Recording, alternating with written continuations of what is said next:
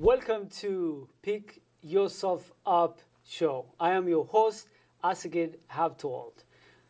This is a show we designed for people, myself and yourself. You may be an immigrant, you may be a job seeker, or a person who has been experiencing setback after setback. We invite policymakers, elected officials, public servants like today, and also motivational speakers, coaches, and so on, with the hope that their information, insights, and stories may inspire, encourage, and equip you to pick yourself up and shape your future. Today in our studio, we have a special guest. His name is Reemberto Rodriguez. He is the director of Silver Spring Regional Center. Thank you very much for coming. Oh, so glad to be here. Thank you. Thank you for having me. Thank you. I know you educated me about the service that you provide. You don't directly provide services to our community, but your center is a hub that connects our people with different service providers. Do you mind to start our discussion by telling me the major services that you create connection? Sure. I'm one of 5 appointees by Mr. Ike Leggett to 5 different regional areas in the county. My area is Silver Spring. The other 4 are Up County, Mid County, East County, and Bethesda. So I focus exclusively in the Silver Spring regional area, which is the area south of the Beltway. It includes 4 Corners. It goes all the way to Prince George County line, to the Washington, D.C. line, and to Rock Creek Park. And the job is very simple. On behalf of county government, I am to connect folks to county services, and on behalf of our community, also be the eyes and ears of the community on behalf of the elected officials. So these are the services that you connect with other service providers. We don't directly deliver services. More so, what we do is we actually connect, refer, and bring people together through a series of advisory systems to discuss, dialogue about major policy issues.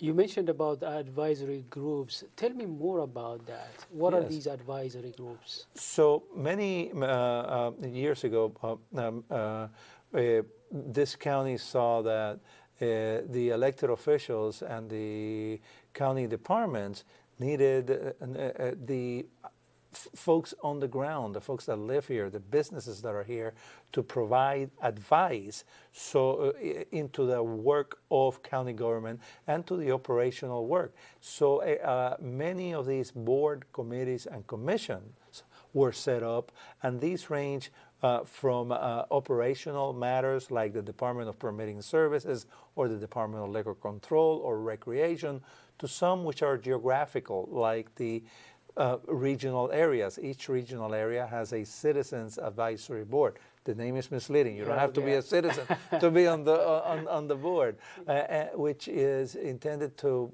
provide advice to the policymakers, to the elected officials, to the department heads, so they can they can provide services that are more responsive to the people. So they are very close to the people, to the community, so they advise policymakers because they know the people, the situation, and so on. How do they engage the community? And these advisory groups are from the community. So they are the community. So they come together, and probably some examples were illustrated best. Yeah.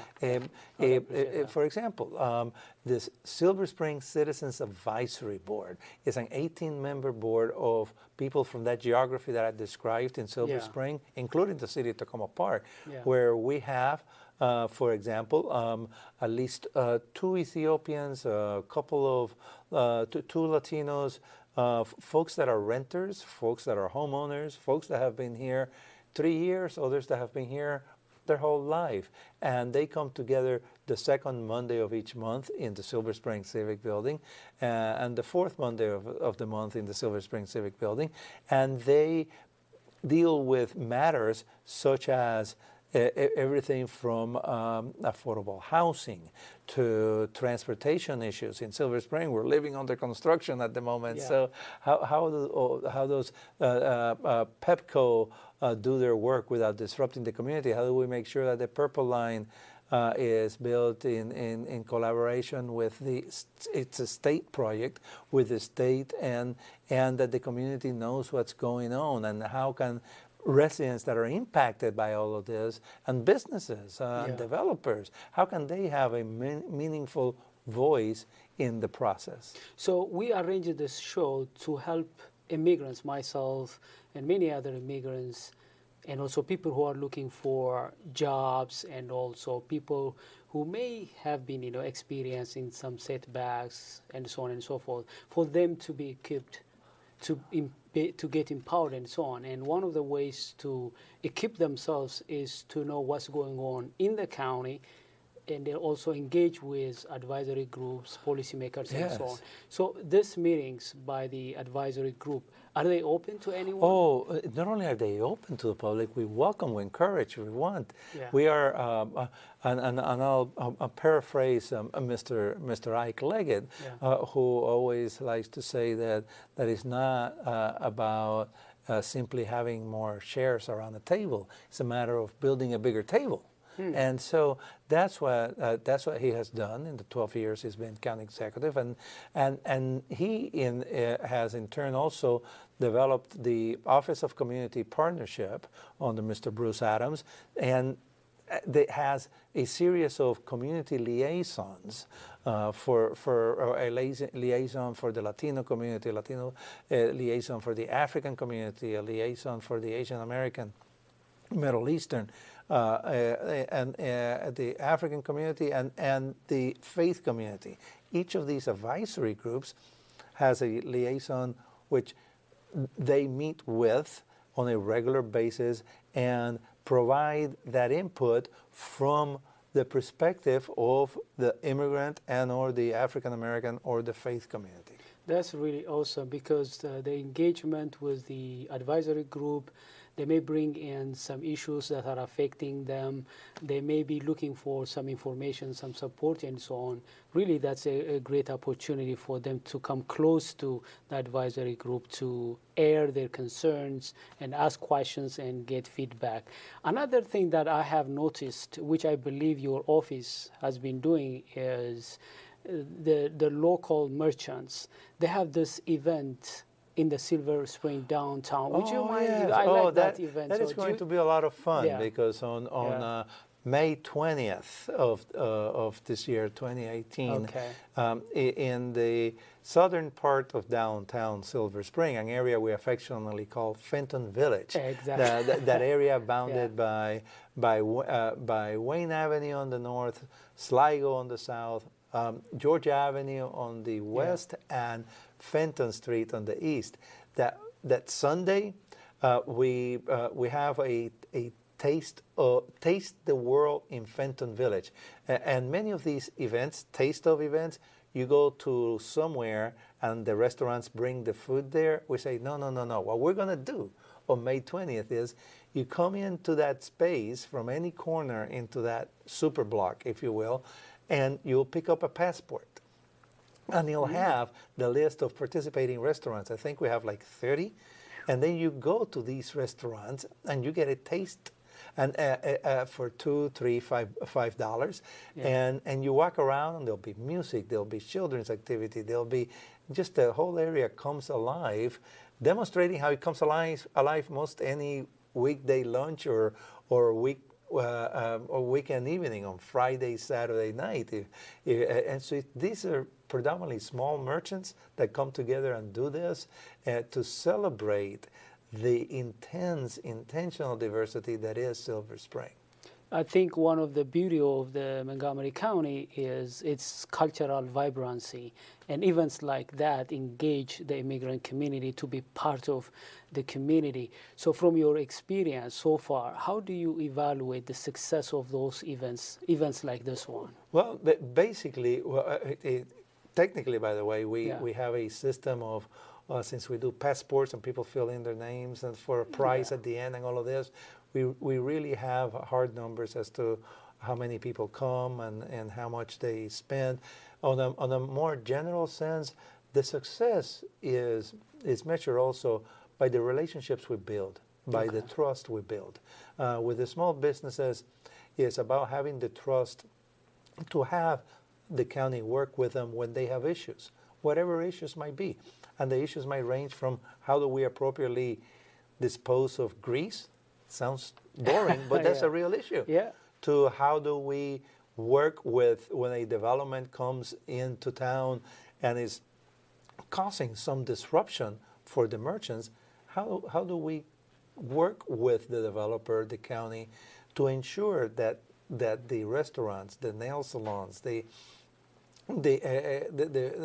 beauty supply places, all these small merchants still have access to deliveries and have access to their and their customers have access to parking. So this is a continuous effort to work with the community, and when we see it happening, we get less complaints. Yeah, exactly. One thing I want to bring your attention to is about the sister cities. You have this project, and there are, I think, 4 sister cities that Montgomery County acknowledge and work with. Tell me more about the sister cities. Because this is again one of Mr. Lega's legacies, if you will. Establishing this robust sister cities programs is something that's international, and it's been around for a long time. What Montgomery County did is we worked with very simple. Where do most folks in the county that come from elsewhere come from? Well, first is El Salvador. So we established the Sister Cities program with in El Salvador, they call them not counties, but departments. So with Morazan in El Salvador. And this was some years ago. So we established that Sister Cities program. Then the second one was a rather fascinating approach because we wanted for it to be in Africa, of course. So working with our broad African community, we asked them, we can only go to one city. Where could this be? And through an elaborate process, very congenial, elaborate process, the African diaspora selected Gondar, Ethiopia. Wow. And so we then went to Gondar. I was fortunate to go on that trip and learn. I'm an architect by education, profession, yeah. So I was just thrilled to learn so much and the beauty of the culture and the depth of the faith in Ethiopia. And so we established this relationship with Gondar. Then subsequently, we've also been to India, Hyderabad, then China, and now most recently Korea. So we have these 5 places where we have a sister cities relationship, and just recently we celebrated bringing all 5 together with Mr. Leggett facilitating a major panel on what it means to be a global citizen, what it means to be here in Montgomery County from elsewhere. A lot of folks in our county are from elsewhere, and so we're learning from each other. Thank you very much for sharing this beautiful information. Let's take a quick break. Dear our viewers, we'll be back very soon. Stay tuned. This year, patriotism shouldn't just be about pride of country. It should be about love. Remember that to love America is to love all Americans. because love has no labels. Welcome back to Pick Yourself Up. I am Asagid Habtold, your host. Today in our studio we have Reemberto Rodriguez. He is the director of the Silver Spring Regional Center. We've been talking about how you could be able to get information, get engaged, to get some information to empower yourself, whether you are a student, job seeker, an immigrant, or a business person. We're going to continue to talk about some issues that relate with the regional center. Thank you very much again for coming. Let's talk about the sister cities a little bit. And you talked about the 4 sister cities that Montgomery County acknowledged and working with. What are the benefits of having sister cities, and how can people engage with the process of the sister cities and Montgomery partnership? Sure, and actually it's 5 recently, because 5. we added Wow. we added a city in Korea. Oh, okay. Just a couple of examples that will show the value of sister cities. With El Salvador, we many of the Salvadorian business people here in the county have already established a sharing relationship where they actually send directly to El Salvador not only traditional items of aid, but also in the last trip we took, we were able to raise money to take money to, directly to a hospital and help pay for a natal unit. And so with Gondar in Ethiopia, well, Gondar, Ethiopia has the university there has a very strong relationship with Montgomery College, and so Montgomery College and Gondar University have a relationship where they exchange knowledge. They talk often via Skype and all this high technology way. And so also it just happens that at Montgomery College in Silver Spring, the Tacoma Park campus, is the largest student union is the Ethiopian Student Union.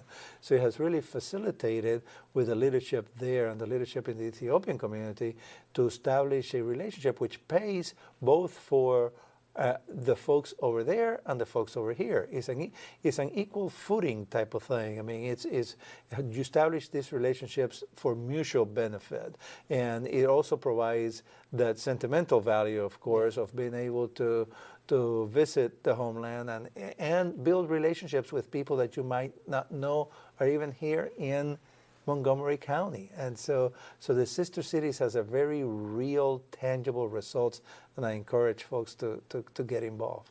It's very important to notice. I know a lot about the University of Gondar, its president, very dynamic, young, charismatic leader. I also know some people from Gondar working hard with the Sister City Project. As you said, if Gondar benefits or Gondar University benefit, other Ethiopian are also benefiting from that. So I don't need to be from Gondar to really engage with the sister city. I could be an Ethiopian, an African. I'm not from Gondar. I'm very involved with the sister cities in Gondar. Some people may say, I'm not from Gondar, I don't need to engage. But I think, whatever we do in Gondar, whatever benefits Gondar, benefits Ethiopia. Whatever benefits Ethiopia, benefit Africa, benefit America, benefit the world. So even if people are not from that specific city, they should really find ways to engage and contribute their share. Oh, absolutely, and that is the intent. And if you map these 5 countries where we have sister cities, El Salvador, Ethiopia, India, China, and Korea, you see the whole globe is represented. And when we go in these sister cities visits, which, by the way, it is all paid for by the people going, not by the county. Okay. It is paid for by the people going. It really is about people to people, establishing that relationship that leads to empowerment, that leads to self-actualization, that leads to growing economically and personally and educational-wise. So people, for example, immigrants who really want to really engage with the county, they could use this opportunity because they know the culture, they know the people, and also they feel sympathy. They may have some causes, so this gives them the opportunity to know who they are more, to engage with the two society here in America and also back to those sister cities, contribute their share, engage, and see some results themselves. Yes, So it's one of the opportunities in Montgomery County. And I cannot emphasize this enough, also to connect with other people here in Montgomery County of similar interest. Yeah, definitely. It's simply a wonderful thing to plug into for everyone in Montgomery County. I don't want to miss this opportunity without talking about Silver Spring. Silver Spring is, I think, a very vibrant city, and it's always eventful. What makes Silver Spring very vibrant and the source of the county's diversity, which affirms the diversity of this community? Well, frankly, Silver Spring is the center of the universe. Yes. It is. The beauty, the wonderful feeling that you get strolling the streets of Silver Spring on any given evening, but more so, of course, on any given Friday, Saturday. And now we already booked solid for Sundays the rest of the year.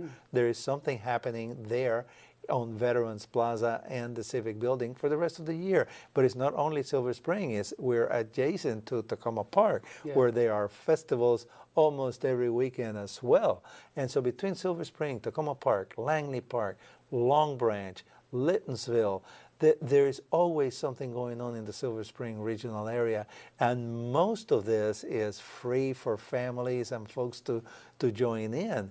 And the community celebrations, we have a list of community celebrations that this year tops 100. And they can be easily accessible from our website at www.montgomerycountymd.gov/Silver Spring, one word. Easy. So you mentioned about how to engage with these events that are taking place in Tacoma Park and Silver Spring. I have subscribed to your e-newsletter. Thank you. It's a great source of information, and if people out there who haven't subscribed, I encourage them to subscribe. Tell me more about the e-newsletter and what kind of sections you have. How could people really get those information? How do they subscribe? Really simple, right? I'm an immigrant myself, and most immigrants relate to the public square as a place to come together. And we have that in some sense in Veterans Plaza, where we come together. But virtually, how do people learn and know what's going on? So a few years ago, we started on this path to get the word out. Now we've grown our electronic newsletter, which can be accessed from the same website, and you can see the previous one and subscribe. And so we list all the festivals and community celebrations, as we call them, all the fun stuff. The American Film Institute just finished its African film festival recently. A theater, a community theater in Silver Spring just had a comedy night. And so all of this stuff going on, how do you know? And so we really highlight those, as well as links to our wonderful library in Silver Spring, the largest library books for Amharic and Amharic storytelling on Saturday morning. How do you know? So in our newsletter, we try to communicate that. Then we also say, look, come join us in the civic activities. There are meetings all the time where people can plug in, from advisory groups to all that we were speaking about earlier, that you can just come participate first as a participant, and who knows, then maybe join one of the advisory groups, join one of the projects or initiatives. By the way, it's very easy. Once I give my email, I get like a lot of important information, because information is power. Information is power. You can empower yourself by being informed, and that's the easiest way to get informed. And I encourage people to find ways to give their email, subscribe to that newsletter. We're talking about information as power. Absolutely. Education is also power. So let's talk about the education system. I know one of the resources that you connect our community is about the school system, because people, if they want to empower themselves, they need to educate themselves. So let's talk about our high schools, elementary schools, college, and so on. So tell me a little bit about the importance of school, the importance of education to empower our community. Education is a great equalizer. A great equalizer. I can testify to that. I came to the United States myself as a young person, 9.5 years old, without my parents, and it was basically through the commitment to education that I survived and then and thrived. And in Montgomery County, we're blessed to have a tremendous educational system, not only through primary and high school, but also with Montgomery College. I really encourage everybody listening to, the children, to study hard. The parents, to be there with their kids, and nothing replaces education. And we also we try to do through the community system a way that people feel better about their school. Their schools have wonderful opportunities to connect with community, and we encourage that and we work with that. This is really important. If we have time, I wish if we talk more about how students could be able to empower themselves in high school and also in college. But it is key. I came for education. It empowered me to pursue my passion. So yes, education is key for our community to empower them to pick themselves up. Exactly. And pursue their dream, turn their dreams into reality. So education is key. They could be able to get more information by subscribing to your email list to know what's going on in our school system.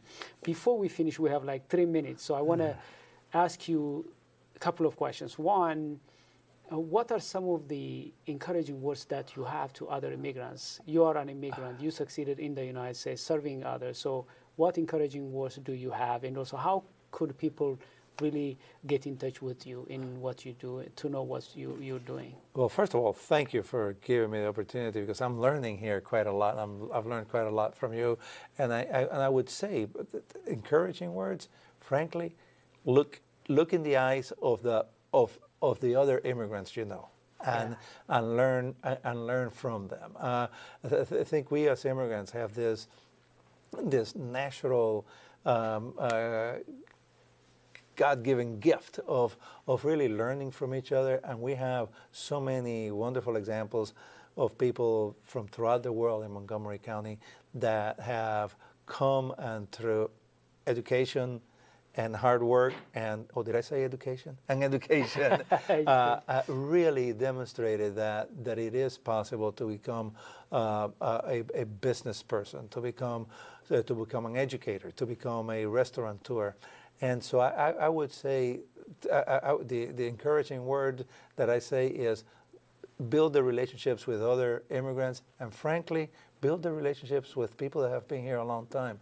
I've had mentors that have been here all their life and have taken the time and care, because in Montgomery County we have a lot of good people that have been here a long time, and to reach out and share those stories, because relationships are built on shared stories and shared experiences. So just be there with the people that came yesterday and the people whose family have been here for 300 years.